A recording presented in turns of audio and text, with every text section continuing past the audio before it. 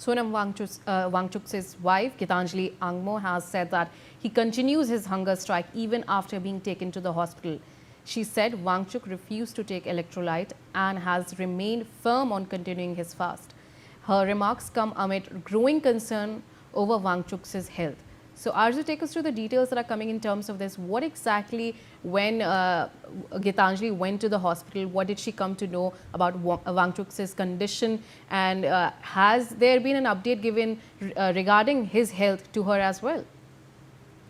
Well, what we are getting to know that the Sonam Wangchuk has been placed in the emergency ward and his current situation is said to be normal. But yes, the Gitanjali wife of Sonam Wangchuk on Saturday, means today, she visited the hospital, and also she has mentioned that the march to the parliament on July 20 would go ahead despite of the activist Sonam Wangchuk transfer to the Safdarjung hospital by Delhi police, and she said that the Wangchuk's hunger strike continues. So this is what we are getting to know because speaking to the reporters outside the hospital, Wangchuk's wife has said that the 20th March, the march is confirmed, and